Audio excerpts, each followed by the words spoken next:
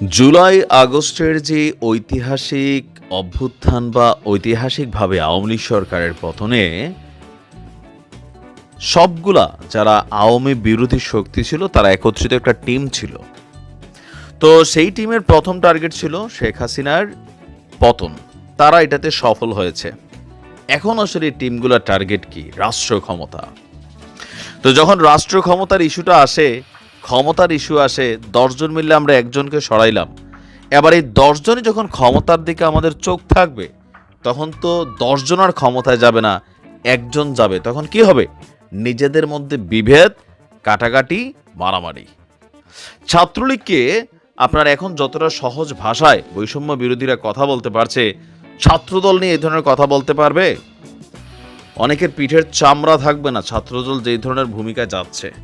পাশাপাশি ছাত্রদলের অনেকের পিঠেরও চামড়া থাকবে না বৈষম্য বিরোধীরা যেইভাবে কথাবার্তা বলছে। দর্শক, এই প্রথমবারের মতন বৈষম্য বিরোধী ছাত্র আন্দোলনের সাথে ছাত্রদলের একদম সরাসরি আমরা একটা ক্ল্যাশ দেখতে পেলাম। যদিও এতদিন বিষয়টা আমরা অবজার্ভ করতেছিলাম, কিন্তু প্রথমবারের মতন সামনে আসলো। তো বৈষম্য দূর করতে অন্তর্বর্তী সরকার কতটুকু পারবেন, যখন ওনার কিছু অ্যাক্টিভিটিজের মধ্যে আমরা বৈষম্য দেখতে পাচ্ছি। বলে আপনারা কোথায় বৈষম্য দেখতে পাচ্ছেন? আমরা দেখলাম যে আমাদের সরকার গেল কয়েকদিন আগে জাতীয় ঐক্য প্রতিষ্ঠার জন্য প্রথম দিন ছাত্রদের ডাকলেন। তো ছাত্র বলতে কি শুধু বৈষম্য বিরোধী ছাত্র নাকি এখানে আরো বিভিন্ন ছাত্র সংগঠন এদেশে আছে? অবশ্যই আছে, ছাত্রদল আছে, ছাত্র শিবির আছে, আরো বিভিন্ন ডান বাম অনেক ছাত্র সংগঠন আছে। কিন্তু কেন কোনো সংগঠনকে না রেখে সকল সংগঠনের দায়িত্ব এই সমন্বয়কদের হাতে দিয়েছেন? এরকমই মনে হচ্ছে যে সমন্বয়কদের ডাকা নিল, বৈষম্য বিরোধী ছাত্রদেরকে ডাকলো, এর পরের দিন তারা সব দলকে ডাকলো, কিন্তু সেখানে বিএনপি আসে নাই। এবার সেই ইস্যুটাই কিন্তু এই যে বৈষম্য তৈরি করছে ডক্টর ইউনূসের এই আচরণ দিয়ে, এটা এক ধরনের বৈষম্য হয়ে গেছে। এটা নিয়ে বিএনপি এখন কথা বলছে, দেখেন তারা মনে করছে এটা বৈষম্য হয়েছে। বাংলাদেশ জাতীয়তাবাদ ছাত্রদলের সাধারণ সম্পাদক নাসির উদ্দিন বলছেন, প্রধান উপদেষ্টার সঙ্গে সাক্ষাতের জন্য একটি সংগঠন থেকে প্রতিনিধি নেওয়া হয়েছে। প্রধান উপদেষ্টার সঙ্গে সব ছাত্র সংগঠনের প্রতিনিধি দেখা করতে পারবে, একটা মাত্র সংগঠন সব শিক্ষার্থীদের প্রতিনিধিত্ব করতে পারে না।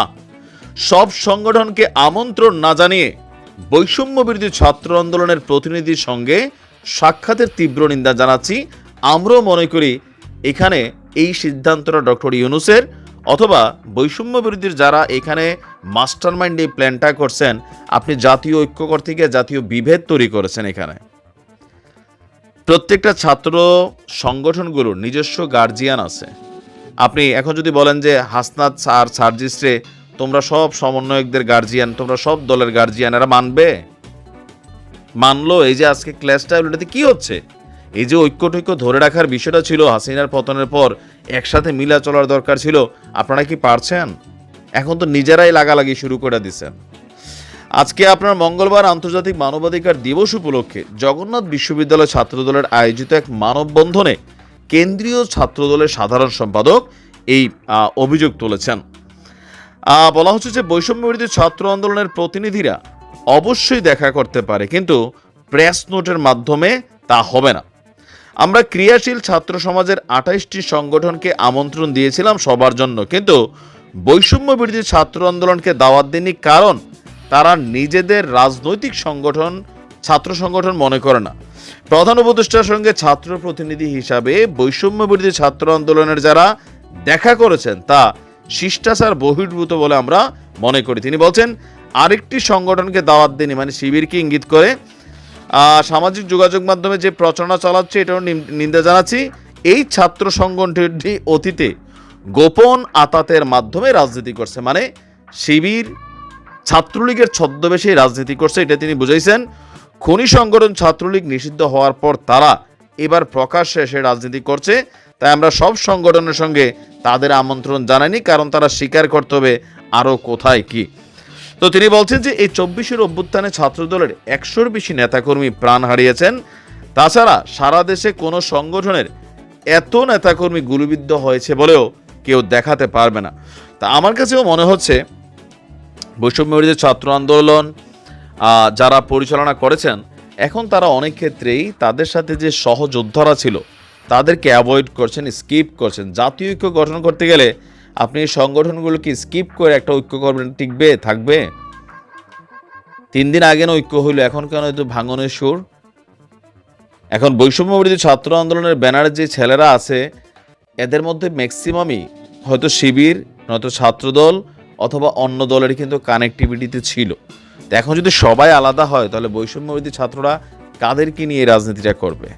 তা আমার মনে হয় নিজেদের মধ্যে ভুল বোঝাবুঝি না কইরা দেখেন কেমনে কোনটা করা যায়, যেটা ভালো মনে করেন।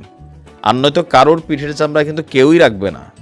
খেয়াল রাখতে হবে আইন শৃঙ্খলা বাহিনী ছাত্রলীগের বেলা যেরকম অ্যাক্টিভ, ছাত্র দলের বেলায় কিন্তু অ্যাক্টিভ হবে না। বৈষম্য বিরোধী ছাত্রদেরকে যদি ছাত্রদল মারে, এটা লইয়া থানা পুলিশ এরকম মুভমেন্ট দিবে না।